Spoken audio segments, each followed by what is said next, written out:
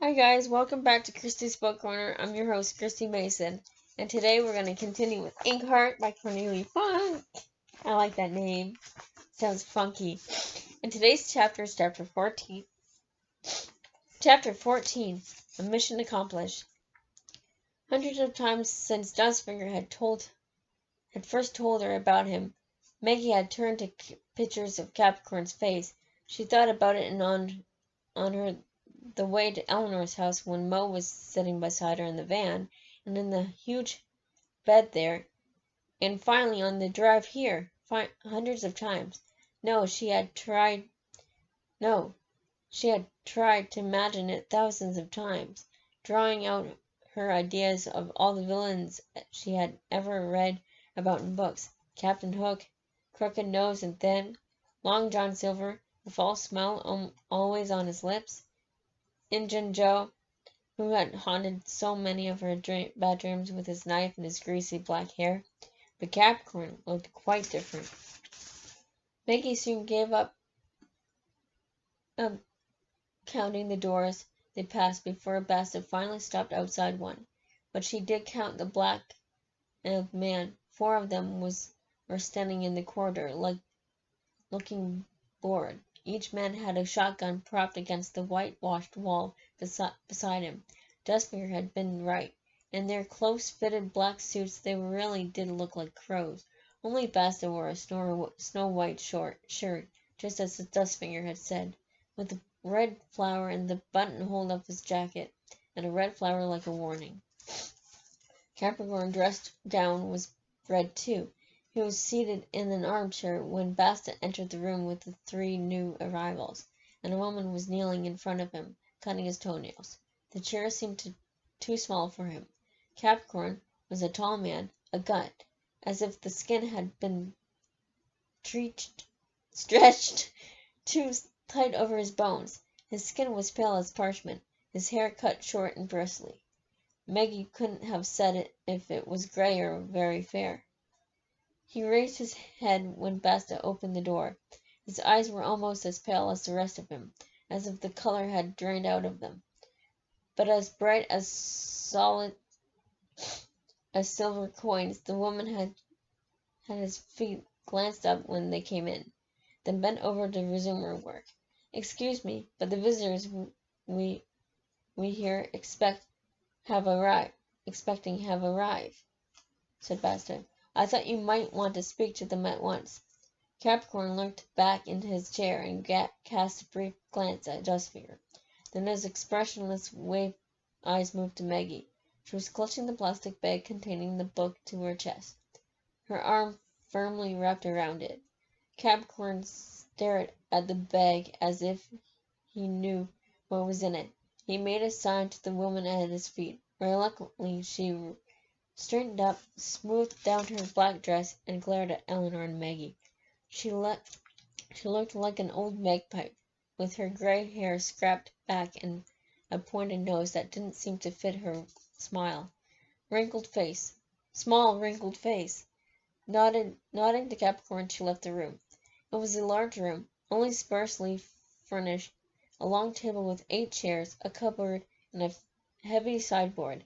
There were no lamps in the room, only candles, dozens of them, and heavy silver candlesticks. It seemed to Maggie that they filled the room with shadows rather than light. "Where is it?" asked Capricorn. When he scraped back his hair, Maggie flinched involuntarily. "Don't tell me you've only brought the girl this time." His voice was more impressive than his face. It was dark and heavy, and the moment she heard him speak, Maggie hated it. "She's got it with her in that bag," replied Dustfinger, before Maggie could say so herself. His eyes wandered restlessly from candle to candle as he spoke, as if only the dancing flames interested him. "Her father really didn't know he had the wrong book. This woman who says she's a friend of his," added Dustfinger, pointing to Eleanor, "switched the books without telling him. She's a real bookworm. I thought she lives on print. Her whole house is full of books as if she liked them better than a human company." The words came spilling out of Dustfinger's mouth, as if he wanted to be rid of them. I didn't like her from the first, but you know her old friend Silvertongue? He always thinks the best of everyone. He'd trust the devil himself if old Nick gave him a friendly smile. Maggie looked at Eleanor. She was standing there as if tongue-tied. Anyone could see that she had a guilty conscience. Capricorn merely nodded at Dustfinger's explanations. He tightened the belt of his dress gown, clasping his hands behind his back, and came slowly over to Maggie. She did her best not to flinch, to look firmly and undaunted in those colorless eyes, but fear constricted her throat. What a coward she was after all. She tried to think of some hero out of one of her books, someone whose skin she could slip into, to make her feel stronger, better, bigger, braver. Why could she remember nothing but stories of frightening people when Capricorn looked at her? She usually found it so easy to escape somewhere else, to get right inside the minds of people and animals who existed only on paper. So why not now? Because she was afraid? Because fear kills everything, Mo had once told her. Your mind, your heart, and your imagination. Where was he? Maggie bit her lips too hard to stop herself from shaking, but she knew the fear showed in her eyes, and she knew that Catherine saw it. She wished she had a heart of ice and clever smile, not the trembling lips of a child whose father had been stolen away. Now Capricorn was very close to her. He scrutinized her. No one had ever looked at her like that. She felt like a fly stuck to flypaper. There's a flypaper part. Just waiting to die. How old is she? Capricorn looked at Dustfinger as if he didn't trust Maggie to know the answer herself. 12, she said in a loud voice. It wasn't easy to speak with her lips quivering so hard. I'm 12, and I want to know where my father is. Capricorn acted as if he hadn't heard the last sentence. 12, he repeated in the dark voice that weighed so heavily on Maggie's ears. 3 or 4 more years and she'll be a pretty little thing. Useful to have around the place. We'll have to fatten her up a bit, though. He felt her arm with his long fingers. He wore gold rings on them, 3 on each hand. Maggie tried to pull away, but Capricorn was gripping her tightly as his pale eyes examined her, just as he might have looked at a fish. A poor little fish wriggled on a hook. Let the girl go. For the first time, Maggie was glad Eleanor's voice could sound so sharp, and Capricorn actually did let her go of her arm. Eleanor stepped out behind Maggie and put her hands protectively around his shoulder. I don't know what's going on here, she snapped at Capricorn. I don't know who you are, or what all these men with guns are doing in this godforsaken village, and I don't want to know either. I'm here to see that this girl gets her father back. We'll leave you the book you're so keen to have, although that's enough to give me a heartache. But you'll get it as soon as Maggie's father is safe in my car, and if for any reason he wants to stay here, we'd like to hear it from his own lips. Capricorn turned his back to her without a word. Why did you bring this woman? He asked Dustfinger. Bring the girl in the book, I said. Why would I want the woman? Maggie looked at Dustfinger. The girl in the book. The words kept repeating inside her head like an echo. The girl in the book, I said. Maggie tried to look at Dustfinger in the eye, but he avoided her gaze as if it would burn him. It hurt to feel so stupid, so terribly, terribly stupid. Dustfinger perched on the edge of the table and pinched out one of the candles, gently and slowly as if waiting for the sharp little stab of the candle flame. I've told Bazda already. Our dear friend Eleanor couldn't be persuaded to stay behind, he said. She didn't want to let the girl go with me alone, and she was very reluctant to give her up the book. And wasn't I right? Eleanor's voice rose to such a pitch that Maggie jumped. Listen to him. Maggie, listen to that four-tongued stick eater. I ought to have called the police when he turned up again. He came back for the book. that was the only reason. And for me, thought Maggie, the girl in the book. Dustfinger pretended to be preoccupied with pulling a loose thread from his coat sleeve, but his hands, usually so skillful, were shaking. And as for you, said Eleanor, jabbing Capricorn in the chest with her forefinger. Basta took a step forward, but Capricorn waved him away. I have I had a lot of experience. I have had a lot of experience with books. And I myself had a number of books stolen from me, and I can't claim that all the books on my shelf got there exactly as they should have done. Perhaps you know this saying that old book collectors are vultures and hunters. But you really seem to be the craziest of us all. I'm surprised I've never heard of you before. Where's your collection? She looked inquiringly around the big room. I don't see a single book.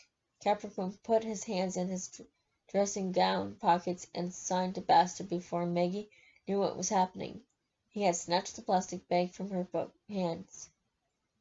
He opened it, peered inside suspiciously as if he thought it might contain a snake or something else that might bite, then reached in and brought out the book. Capricorn took it from him. Maggie couldn't see on his face any of the tenderness with which Eleanor and Mo looked at books.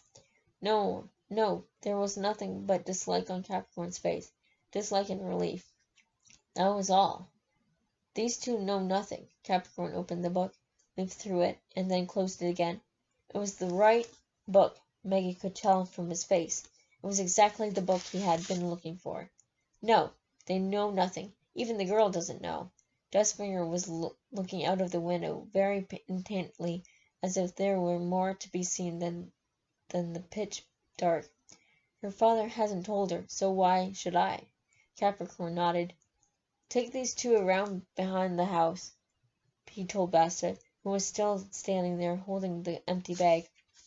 What do you mean? Eleanor began, but Basta was already hauling her and Maggie away.